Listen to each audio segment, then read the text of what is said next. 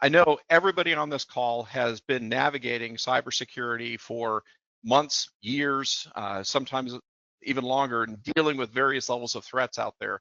And the first level of threat that we were all dealing with years ago was just as simple as user identity. Let's make sure that people that are trying to log in and access resources are the actual people. And we were thinking about it from the technology resources that you're operating within your organizations. We need to secure the applications. We need to secure the data. We need to secure the communications. And we've, as a group, as an industry, have gotten pretty good about putting the people and the processes around a layered tool set approach such that our technical surface areas of our organizations, for most organizations that have been putting a reasonable investment into cybersecurity, is actually, it's a pretty hard target for a lot of threat actors that are out there.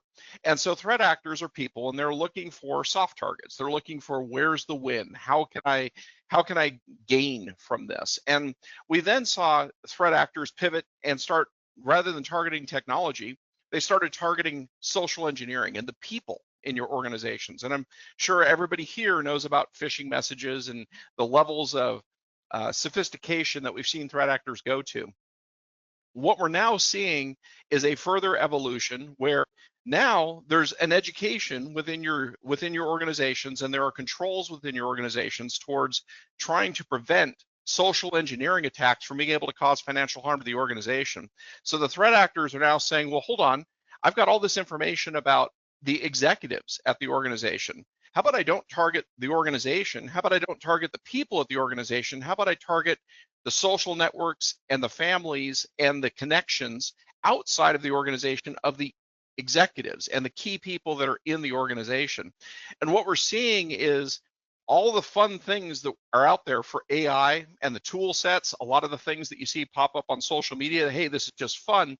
Threat actors are repurposing that growing set of tools to be able to do more sophisticated and faster impersonation attacks aligned to social engineering, specifically targeting people that aren't even affiliated with your organization. That's really what we want to walk through here. And Heather's got some good stories, or at least some direct experience on what she's seen in helping people navigate. So this is a little bit of a different cybersecurity webinar. We have always talked about the layers of cybersecurity and the things you can do to secure within your organization, things you have direct control of. Today, we want to talk a bit about how do you think about security personally as executives outside of your organizations where you may not have that same level of technical control. And Heather, maybe you can walk us through just what you were seeing in the landscape at a high level. Yep. So ransomware is still a thing. A lot of companies have secured their infrastructure. So you've got maybe immutable backups, some endpoint detection and response it is helping to keep the threat actors out. We've seen that if they can't encrypt your servers, or more importantly, your backups, which then would facilitate them demanding a ransom for a decryptor key, they're exfiltrating a lot of information before you ever know that they're in your systems. That way, if they can't get a ransom for a decryptor key, then they're going to ask for a ransom payment so that they don't publish the data. And I've seen everything from intellectual property, engineering schematics, customer pricing lists that show that the same product is being sold to different customers for different pricing. And then obviously with like healthcare organizations, then there's going to be, PHI, there's going to be also other personal sensitive financial data. Top 5 groups right now, Quillen, they're high volume. They're going after like infrastructure, manufacturing, healthcare, kind of think about the big transportation companies. I've had a lot of Akira lately. They focus on mid to large size organizations. If there's any law firms on this training, Akira loves to hit law firms. They use compromised credentials. So they're counting on the fact that people reuse passwords for different logins. So I think we've all been part of different large breaches where you're getting the notification for credit monitoring because you were part of the IRS or another, United Healthcare, one of the big breaches. So those passwords are out there on the dark web, and then the threat actors will find your name and see if you're using the same password for your email, your work email, your Gmail, your social media. They'll use those compromised credentials and remote access their way in. Clop, they ask for big ransoms. They go after, they're exploiting third-party platforms. So I think, everyone heard about the Move It compromise last year. So that's where, they're using a 0-day vulnerability to then get in through a platform like Move It. So Clop is known for that.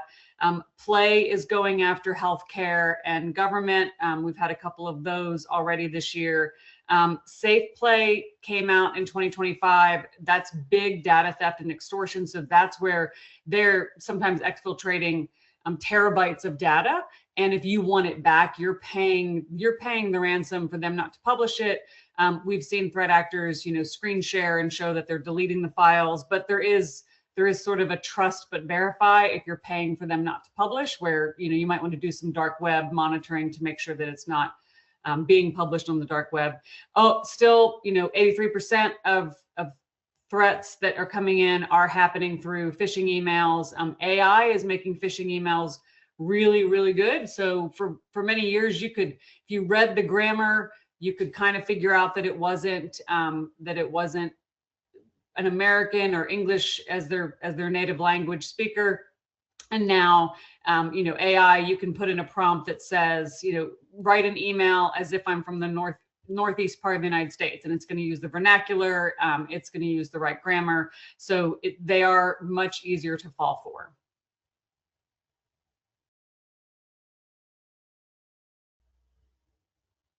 So the cyber threat landscape for executives, digital identity theft. So there's not been a compromise in your system. That is someone taking your name and likeness off of LinkedIn and creating 5 other LinkedIn profiles. Or they're taking your name and likeness off of your company website and they're creating another email that looks just like your work email, except it's 1 letter off. And many of us work off of our phones. So if you get an email from a partner at your law firm, the CFO, or someone else in the C-suite of your organization, it looks like their email. You're going to, answer it, open that, maybe even open an attachment. Most of us don't click on the actual email address, especially if it's sent to our phones. And an AI, which we'll get into, can be used with deep fakes to impersonate the person that then they're trying to get information out of someone else. Attacks targeting your home, and we'll talk about that too. So your home network, your devices.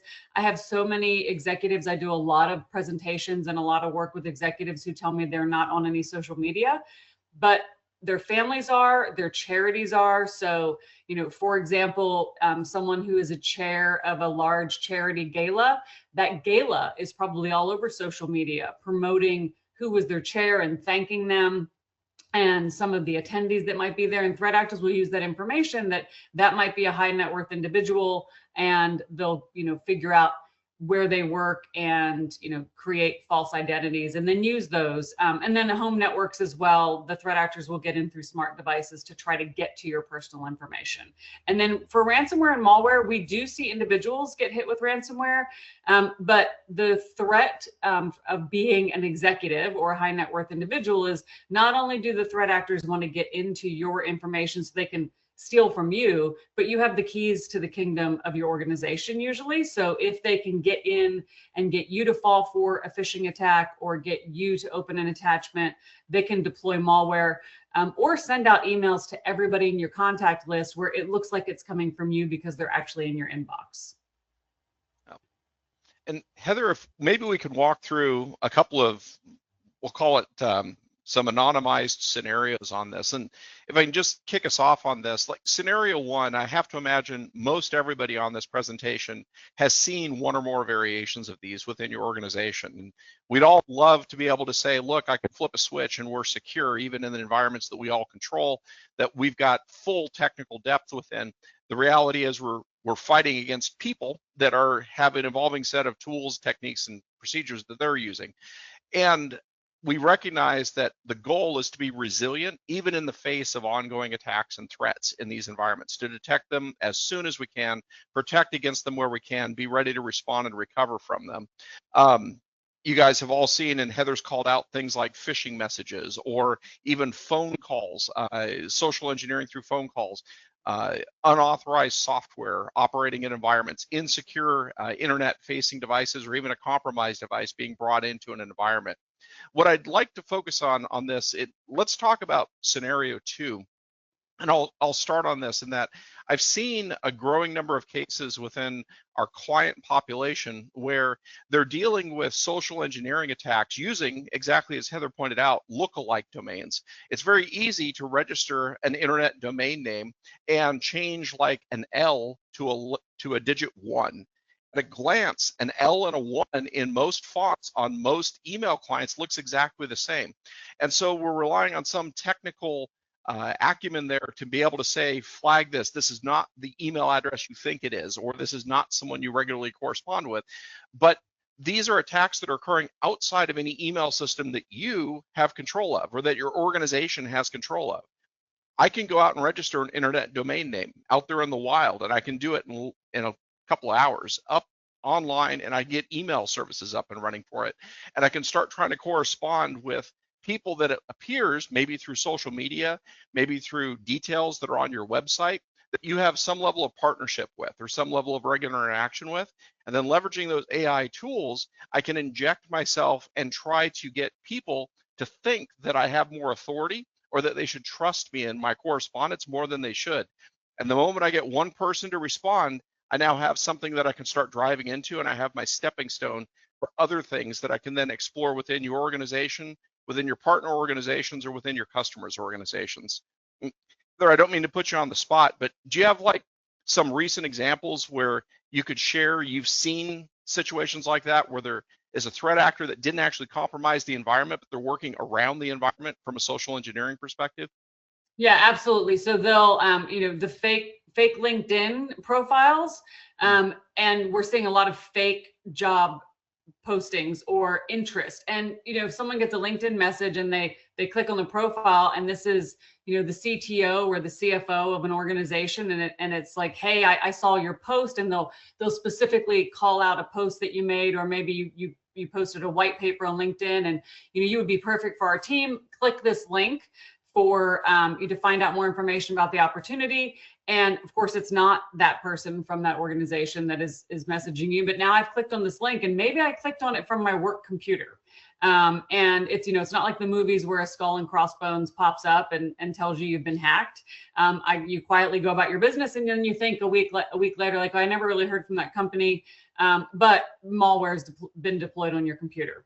And so then there is a compromise, but it wasn't your typical, phishing email or brute force attack. It was, it looked like it was a legitimate person from a social network on LinkedIn, for example. Yeah.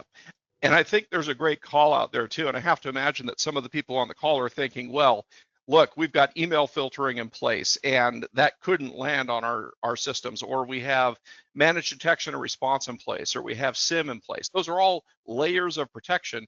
But keep in mind how many 0 days get announced in any given week, and the types of exploits that are occurring require a lot of research and time to be able to exploit.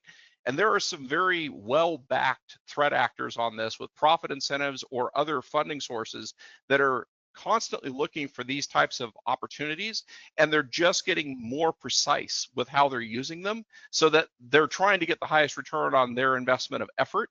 But layers of security are just that. They're intended not to prevent every type of attack. They're intended to protect against the ones that we can, detect the ones that do get through once something unusual is happening, leading to that effective response and recovery. So I want to make sure that everybody's staying in the mindset.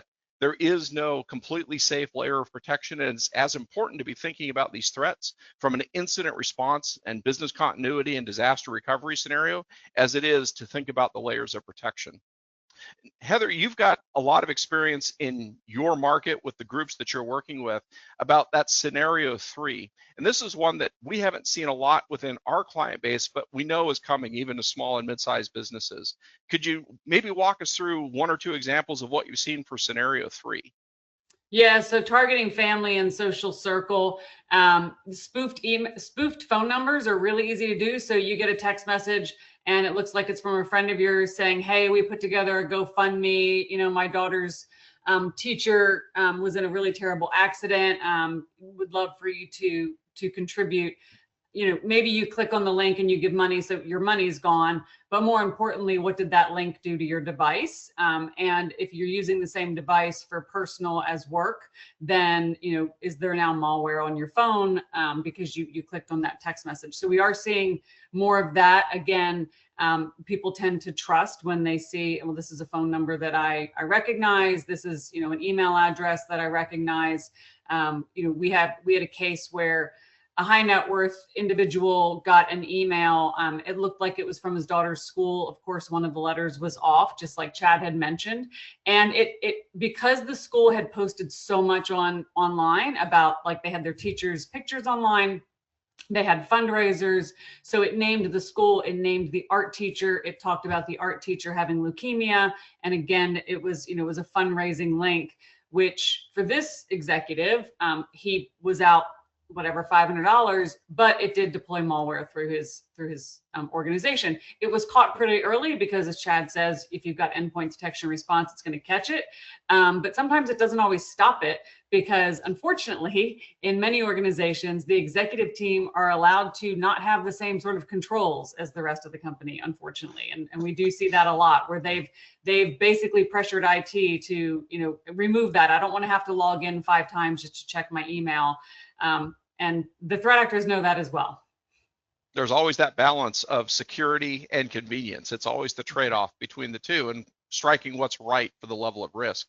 And part of what's driving a lot of that social engineering, whether it's targeting the organizations or targeting the individuals, is the rise of how easy it is with modern AI tools to be able to do impersonation or to create this content. And Heather, maybe you could talk a little bit more about that too. Yeah, we're seeing a lot of this. So obviously, AI can be a great tool. Large language models like ChatGPT are making work easier. The threat actors will also use it for evil. So you can spoof someone's phone number. We're going to show you an example of how you can completely copy someone's voice. You can do it based off of their voicemail message. A lot of us who do public speaking, there are recordings out there of us, videos that you've posted online, on social media. All of that can be used against you. So we did have a case a couple of years ago when this first started becoming a real big problem. And it was a female CFO, and she was traveling, and her phone number called her assistant. And of course, it was a panic. So it's almost always an emergency when you're getting a phone call like this. She said that she was in an accident. She was overseas, and they rushed her to the hospital, but her purse was lost in the whole accident. And the hospital would not even see to treat her without some sort of deposit, because of course she didn't have insurance in that company. So her assistant wired $10,000 of her own money to that hospital, thinking that it was her boss. We did an investigation and proved that it was a deep fake. But what you want to do, a lot of us did this with our children. Nobody can pick you up from school unless they have the secret code word. You should do that with your staff. You should for sure do it with your elderly parents. So you have to really educate people and say, it could be my phone number, it could be my voice. So ask me what the code word is, or hang up and really call my number. Because if you hang up and call my number, you're not going to get the threat actor. They're going to try to talk you out of it, because no, my phone's dying, please don't hang up. Or, I've been in an accident, like I can't remember a code word. Usually they're going to be asking you for some sort of money or information. And that should be the rule. Like, if you're asking me for information, you're asking me for money, I need the code word. And financial dual controls, most organizations have this, that if you're getting any sort of email that says we've changed our wire instructions, maybe a vendor has sent something like that to you, that you pick up the phone. Never call the number that's in that email, because that's a threat actor. So call the number that you have on hand for that vendor, for that customer, or that business partner. But always have a code word. We are seeing this happen more and more. And Heather, before I just want to share this example with everyone about how modern technology makes all this possible. And if you're thinking about having that conversation with family or your social circle and parents and so forth, we just want to demonstrate how readily you can leverage technology to do this. And I'll play this audio clip in a moment. This is a voicemail greeting. And actually, Heather, could you kind of set up how CYPFER built this? Yeah, so we did a fake voicemail with our marketing manager. So she did this voicemail, and then one of our forensic engineers, it took him less than 12 hours, and he used AI to take just her voicemail message and create a voice synthesizer that made him sound like her. The other thing that he did was, with readily available information on the dark web from many breaches. Like I said, a lot of us have been part of breaches where, people will joke with me and go, my social security's out there, my addresses are out there, like, why do we even care? It's because the threat actors will gather all that information together and then use it to impersonate you. So the first you're going to hear is her voicemail message, and then you'll see our forensic engineer who is using AI to impersonate her by calling a help desk. Okay, so let's try. Let's see if I can get this. We'll play the voicemail message first. This is just her voicemail greeting. This is what he used as the source to train the AI. Hello, you've reached Elizabeth at the Global Logistics Enterprises. I'm currently unavailable to answer your call, but your message is important to me. Please leave your name, contact information, and a brief message, and I'll return your call as soon as possible. For immediate assistance, you may call our main office at 555-123-4567 or visit our website at www.globallogistics.com. Thank you for calling. Have a great day. So we started with just that. As you can imagine, a lot of you probably have recordings of you online. Some of you might even do webinars, and there's recordings of your voices. Well, when you put that together with AI, you can get this. This is the IT Help Desk. How can I help you? Hi, this is Elizabeth. I'm really embarrassed right now, but I forgot my password yet again. Could you help me reset it? Hi, Elizabeth. Sure, I can help you with that. I just have a few questions to ask you first. First, can you tell me your full name? Sure, that's Elizabeth Hogan. Okay. And what is your current mailing address? Oh boy, I've moved around quite a bit lately, but my current address, if you want the current one, right? Correct. Sure, that's 11 Jones Street, Brockton, Massachusetts. Okay. And where did you live in 2003? Oh, wow, you're going way back now. And those were my 20s, when things were kind of wild. You know what? I remember it was 210 23 53rd Avenue in Queens, New York. Okay, great. What is the last 4 digits of your social? Sure, that is 5423. Okay, great. And finally, what is your date of birth? You want me to give my date of birth? I rarely like to give my age, but if you really need my real age, you sure you need that? I really do. Sure. Well, that would be November 2nd, 1990. Okay, thank you. So as Heather pointed out, the information that was used in that just came from dark web information about a sample target on this. And the same things that attackers think about when they're exploiting an operating system or an operating environment from a technical perspective is the same approach that they're taking from social engineering. And Heather, could you walk us through this chain of events about how threat actors think about this? Yeah, so like I said, all of the, like Chad said, all the information was taken from the dark web or readily available online. So knowing what Elizabeth's role was, what company she worked at, so to know where to call the help desk. Also, there have been real world breaches just like this, where someone impersonated an executive, called the help desk to change their password, and then wreaked havoc. Harvest a voice or likeness, it's really easy to do that. Like I said, it took him less than 12 hours to train the AI model, and he put it on his phone, so it was changing his voice. The video was a little bit laggy, but in real world, he was speaking and his voice was coming out as Elizabeth's. And then you impersonate, and then you know all the information. So all of those questions, all those security questions that are being asked, were like we said, that information, old addresses, last 4 digits of social security number, birth date, all of that was in part of breaches that were easily found on the dark web. And then the whole point of that, so if this was successful and that person's password was changed through the help desk, now their threat actor is in your system. They don't have to brute force in. No one has to click on a link. They're in your system as that employee. They can move around just like the employee did. They can send out emails as that employee. They'll set up inbox rules within the email, because a lot of times they'll send out, thousands of phishing emails from inside an environment, and your contacts may be sending you emails back like, I think you've been hacked, or this doesn't seem right. So they'll set inbox rules that any emails coming back to you with words like hack or breach, you don't ever see them. They're moved to a different box within your inbox. So all of this obviously is for them to get information and money from you. And all this to say, the same things that we've been thinking about within organization security, as executives, as high net worth individuals, you should be thinking about these same sorts of things personally and in your broader network as well. The goal here is not to get you all to hide away and stop using phones and stop having video and stop doing webinars and presentations.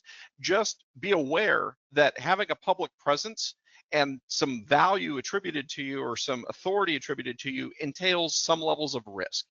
We used to just think of it as the security of the organization that you're part of. Your organization is the biggest target. But as Heather has pointed out, your social network, your connections, your activities, as the type of person that you are, exposes a lot of other things beyond your organization to threat actors and what they can potentially leverage on that. So using secure paths for critical decisions, that's something that we've been thinking about for years within most business organizations. That could be as simple as, look, one person can't change a bank routing number. It takes two people to sign off on that, or you can't open a new account unless you've got the right levels of authority to do that. Now you have to be thinking about it within your social network as well. Heather pointed out the challenge questions and so forth. My wife had the great idea of, look, let's not try to remember a password. Let's use a phrase that's based on a challenge response that only we know from 10, 20, or 30 years ago. And that way you don't have to practice the code word. It's something that we already know. It's a phrase that we already know that's very unique to our relationship. And we can prompt with the first half of it, and the other person just immediately knows what the second half is without thinking about it. So think about those types of challenge response in your family network and your social network to put that same level of security in place as you've done in your organizations. And then be thinking about what critical processes need layers of security. My wife makes a wonderful example on this. She and I are agreed we will never conduct a financial transaction over the phone cold. Look, let the worst happen on it. Worst would be a financial compromise or something like that. But we've just set the ground rules that the following things will never happen if we aren't on some sort of authenticated communication. Look, I will tell you, even then, it's not really an emergency. There are ways to navigate through this, and it might feel awful at the time, but I'll thank you later for not proceeding through on that, because this is the world that we're operating within. Heather, before I move on to the next one, anything to add on any of those three? I also would say we're seeing a lot of this happening with transactions around real estate. So if you're buying or selling property, double, triple, quadruple check the wiring instructions coming from your title company. A lot of us do that sort of transaction on our Gmail or Yahoo. We're typically not doing it on our work email, and those emails are less secure. Frankly, we just bought and sold a house, and I did get a cashier's check because, and I explained, I'm in cybersecurity. I'm not wiring money for that. So just be extra careful with that. Always don't call the phone number that's on the email. Again, call the title company, call your bank with the phone number that you have for them, and always confirm wiring instructions, at least once, if not twice, before wiring any money. Because unfortunately, if you wire the money to the threat actor, the money's gone and you don't get the house. That money will typically be out of the country within 12 hours. And once it's gone from the country, it's really hard to claw it back, even with the best forensic team. And Heather, you had also pointed out how critical it is to be thinking about your broader technology footprint and the things that you depend on and the elements in your life that you're leveraging that may not be under organization or central security control that you're also seeing threat actors exploit, like home networks. Yeah, so everybody likes smart devices. I don't, but a lot of people, they want to have home security cameras, Alexa, other digital assistants, gaming systems, thermostats. It's hard to get a TV that isn't smart these days. So those are all on your Wi-Fi network. All of those systems, so Nest and Ring, and I think Ring's been in the news a lot about like who has access to that information. Those are easily hacked. They've been hacked. They will be hacked again. So here's where the issue lies. That's on your Wi-Fi network. So if someone hacks Nest in general or Ring in general, they have access into your Wi-Fi. On that same Wi-Fi network, you probably are doing your banking and checking your email and doing financial transactions. And so the threat actor that can then just move through your Wi-Fi network and get access to all of your individual information. So we will do, we're going to do a handout at the end of this that goes into detail of how you can make your router personal and private and public. What you want to do is split it so that all smart devices are on the public Wi-Fi. So this will take a couple of minutes, probably less than an hour to do. The biggest pain in the neck is that all of your other devices, so your iPads, your phones, your laptops, all of your family members' devices, you need to enter the new Wi-Fi password for all of those. But that means if your Ring is hacked or your security camera is hacked or your Wi-Fi enabled baby monitor is hacked, that threat actor is going to be dead-ended at the Wi-Fi and won't be able to move across it to get all of your personal information. And that's really the key to this, is being able to get from one device to the other. Hacking a Nest device or a thermostat or a home security camera by itself, that's a stepping stone to getting access to something else.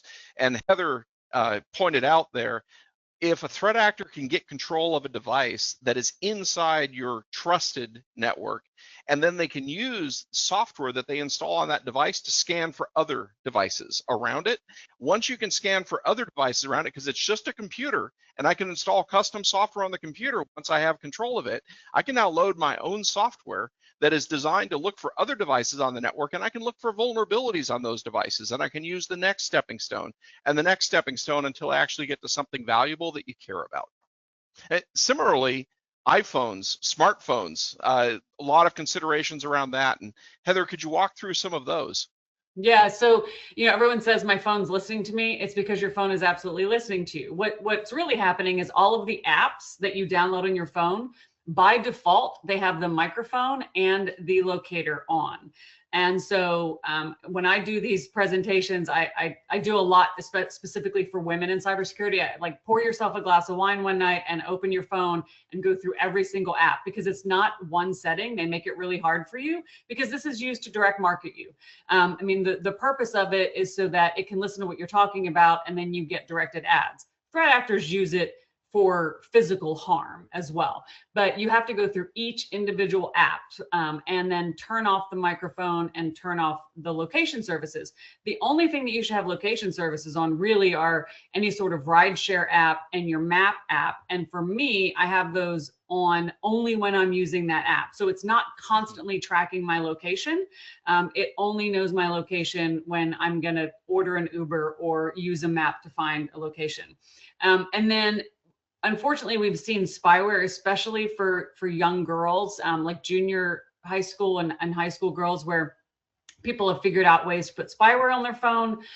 That's for obviously for physical danger, but also for some cyberbullying as well. So always go in and just make sure that you check to see if there's any sort of spyware on your phone. More tips for iPhone security and general phone security are on the handout as well that we give at the end. So the other thing that cyber criminals love, I personally really hate QR codes. I especially hate them at restaurants because I can't read the menu on my phone. It's too tiny. But be weary of any and leery of any sort of QR codes you kind of see out in the wild. If it's at a trusted restaurant and it's it's on something they hand you, it's probably okay. But if there's QR codes on posters, kind of just in public, I wouldn't scan them, because it doesn't matter how much security you have on your phone. You've just opened the door to a threat actor. The same goes for plugging into USB devices to charge your device in public. The threat actors will replace those with things that, like Chad said, can upload software into your device that's spyware. So if you're on social media, so if you're on Instagram, Facebook, whatever, and you're scrolling and you get ads for shopping, don't click through social media to do the shopping, because and I use Ann Taylor ads. So you're scrolling and there's a shirt on Ann Taylor, and so you click through it from Instagram.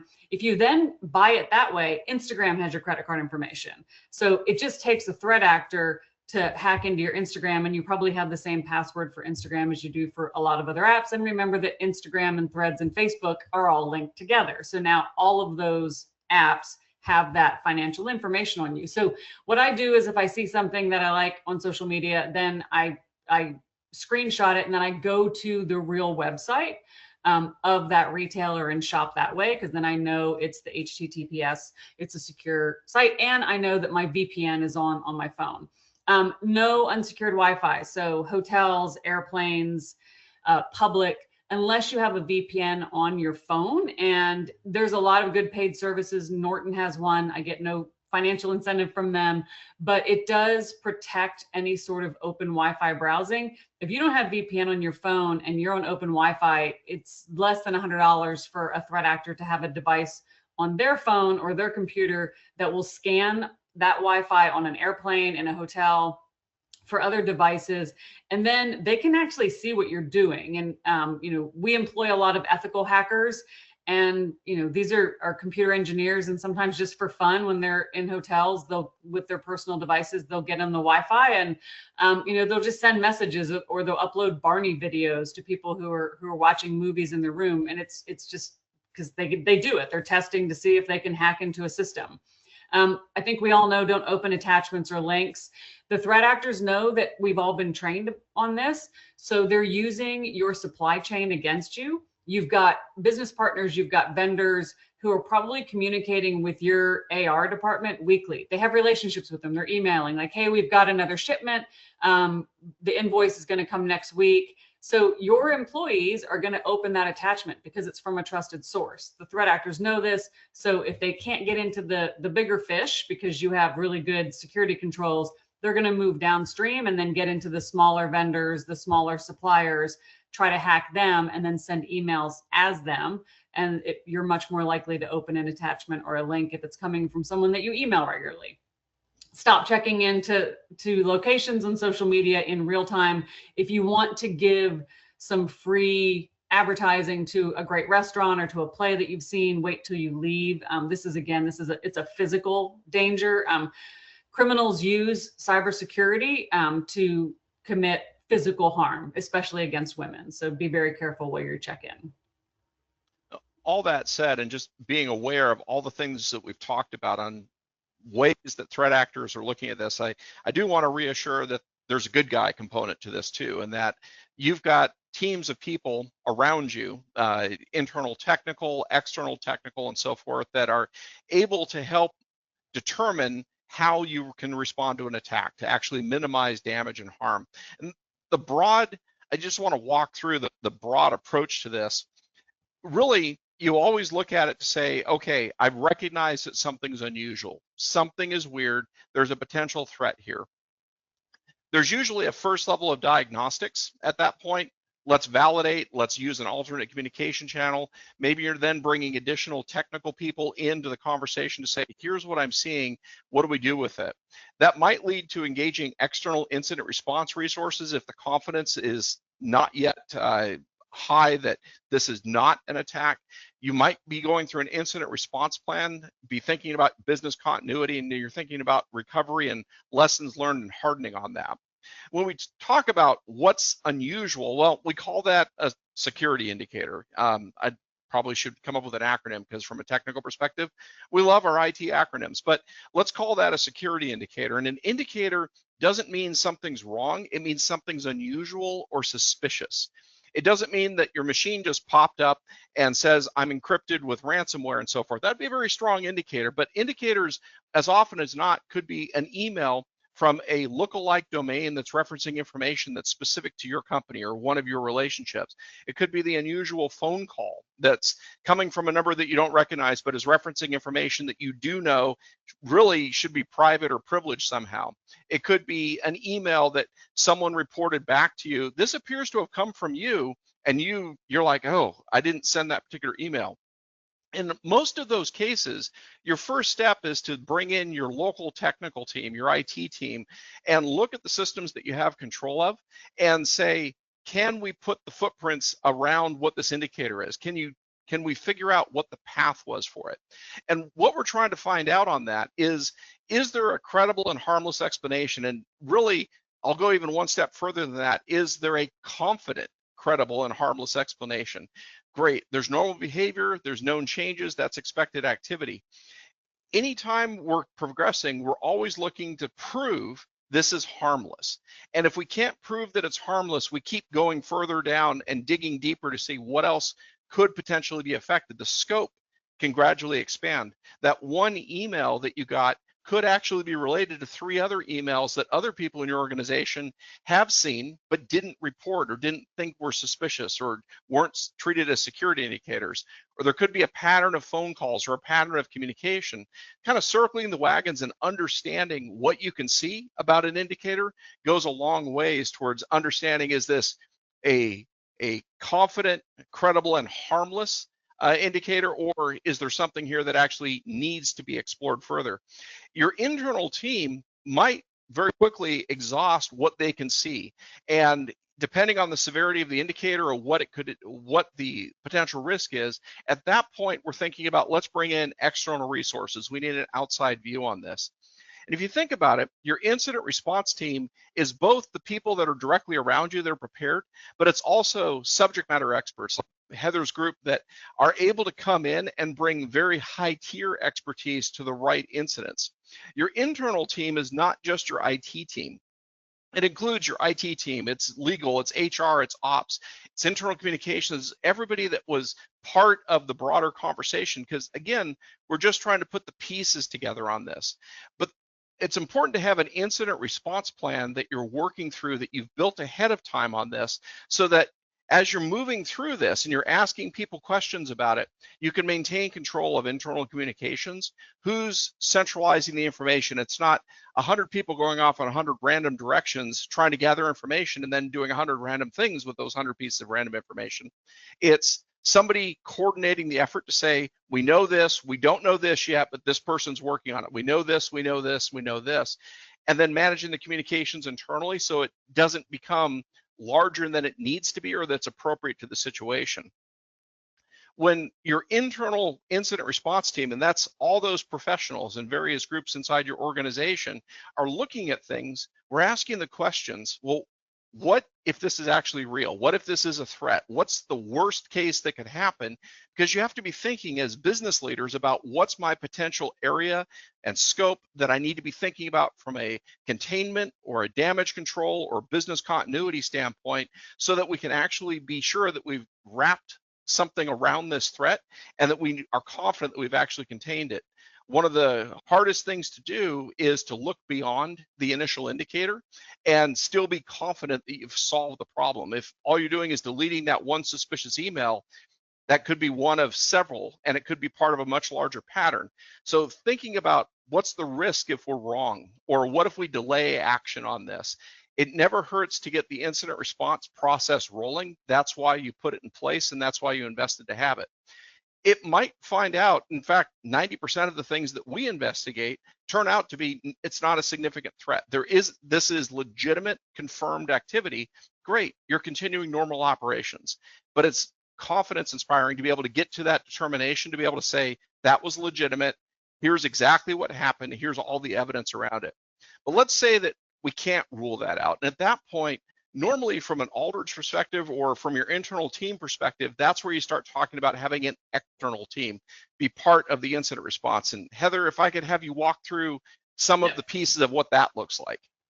Yeah, and I'll start with, if you have cyber insurance, they're going to have preferred panel members for all of these vendors. So external counsel, there are specific cybersecurity attorneys. They're typically called breach coaches if you have cyber insurance. So this is not going to be your regular outside counsel that's doing your contract work or your litigation work. And the reason that you want them involved is then the forensic team, so the digital forensic incident response team that comes in, they will come in under outside counsel, so their work is privileged. But also there's almost always some sort of data breach because personal, sensitive, financial information is in your systems. And if a threat actor even just accesses that information, that's considered a breach in many states. So you do want outside counsel for that. The role of the digital forensic incident response and restoration team is figure out how the threat actor got in, where did they move, if there is any sort of threat actor communications, is the threat actor telling the truth about what they exfiltrated, and then making sure they're out and cleaning up the systems, rebuilding them. I will say this part does take time. The first question I always get asked is, will we back up and running tomorrow? If you're encrypted, probably not. And the bringing your systems back up before your forensic team has told you they are quote unquote clean will almost always result in you getting reinfected. The threat actors will leave behind malware. Sometimes they'll leave behind a foothold that they sell on the dark web, and they'll tell another threat actor exactly how they got in and where to pick up where they'd left off. So the role there is to look for indicators of compromise throughout your system. When the forensic investigators say, okay, this system is clean, you'll be bringing up systems on a rolling basis as they're determined clean. And then crisis communications and law enforcement, a lot of times your data breach firms, your breach coaches will help you with communication to your employees and maybe to your customers. If it goes public, there are crisis communication teams that deal specifically with cyber attacks, also on your insurance preferred panel lists, and you bring those in. If there is any sort of ransom payment, then you are usually required to notify the FBI and fill out their IC3. The FBI sometimes gets involved, sometimes they don't. Chad mentioned earlier that an alert about your system may come from someone externally. Sometimes you have Homeland Security or the FBI on your front door of your business saying, hey, we've seen chatter about your business on the dark web, or we've seen your IP addresses of your corporate IP being talked about or traded. So you might want to get a forensics firm to come in and do a threat hunt to make sure you're not under attack. So that you may have no indicators that you're under attack. There's just been some talk that there might be an attack. So sometimes law enforcement gets involved before you even know that you've had an incident. And Heather, just tying that back together with that broader flow, I just want to point out that even once you engage outside incident response, it's because you're not yet confident that there's an innocuous confirmed reason for what happened on this. And it's still possible you can end up not significant on it. But as IR partners are reacting on this and thinking about how the scope is expanding, and Heather, is there anything additional here that you'd like to call out, maybe regarding those 3 bullets or the process that they're going to use? Yeah, so assuming it's real until it's contained is important. These things typically don't happen during business hours. So your incident response plan needs to have a phone tree. Who's on call when these things happen. Also print out your incident response plan, because if your systems are down and your email is down, you will not be able to print it off. Same with your cyber insurance policy, so who to call to notify them that you're under a breach. But having a scoping call with outside counsel and with a forensics firm typically does not cost. And so, letting them know this is what we think is going on. The forensic firm is not going to tell you everything you need to do because you need more information. But there's a lot of times where, at the end of a scoping call, we'll say, to be safe, you may want to do a threat hunt. And a threat hunt is a lot cheaper than a full forensic investigation with restoration. But that sort of proactive step is so much cheaper. Proactive is always cheaper than reactive when it comes to cybersecurity. Yeah. For the people that are on this webinar, the executives and the individuals that are trying to protect themselves in this evolving landscape, what's their role in a cyber incident? What falls to them? Yeah, so internal resources for sure. Who's going to be talking to outside counsel? Who's going to give access? The forensic firm is going to need access into all of your systems, into your endpoint detection and response software. If you have an MSSP, if you've got an Aldridge, communicating with your forensics firm and Aldridge, because like for us, if we do if we do something like this with one of Aldridge's clients, it's going to be Chad's team that's going to be allowing us access into the system so that we can do the investigation. And then if there is any sort of negotiation or payment with a threat actor, and I will say this, nobody on this call should be doing any sort of communications with a threat actor. There are organizations that do this. We do it. Other companies do it. And it is very nuanced. And these are typically ex-law enforcement people that are communicating with the threat actors. There's lots of reasons to communicate with a threat actor, even if you have no intention of paying. For example, a lot of our clients will have us do some negotiations, do some communications with them to stall them so that we can do the forensic investigation. There are a lot of threat actors that will get pretty antsy and they'll start texting your employees or calling your employees or threatening to call Health and Human Services if you have protected health information, or calling the SEC if you are a publicly traded company and you want to slow that down. We've seen threat actors who will call employees and say, I've got all your information. I've got all your children's information. Your company clearly doesn't care about you. They won't even pay our $3 million ransom. And here's a screenshot of all the executive salaries, and they all make more than that per year. So they do that to put pressure on to get you to pay, but always have the professionals get involved there. But your executive team, you need to make a decision ahead of time who is going to be able to approve any sort of ransom payment. You don't have to have a cryptocurrency wallet on hand. There are companies that transfer the money into any sort of cryptocurrency that threat actors want as well. The last thing that you want to do at the end of a forensic investigation, especially if you've been hit with ransomware, because you may have had 3 or 4 calls a day with outside counsel and the forensic team. You might have people on site who've been doing the investigation and restoration for 2 weeks. Everybody's tired. Everyone's worked 24 hours a day.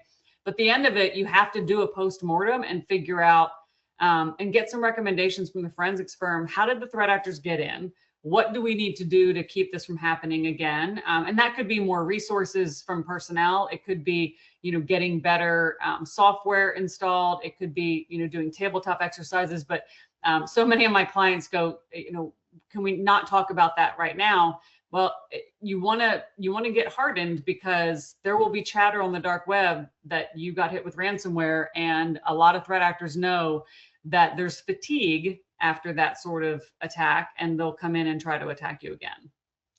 And towards those types of security controls, I mentioned at the start that this wasn't going to be a typical cybersecurity webinar, because I know we talk about security controls all the time, and we talk about business and organization readiness, and we talk about building a network of trusted partners around you so that you don't have to figure it out on the fly. You can get this level of preparedness in place, which just increases your ability to respond and recover quickly on this. For those of you that are browsing through this list, your first goal, if there's something on this list that you're not confident about what your firm is doing or how you're going to address this, so that there's a potential gap, take that on and think about that in the broader context of what we've shared regarding social engineering and what the threats look like beyond just your organization, and think how you can help key people and key processes really leverage this security mindset.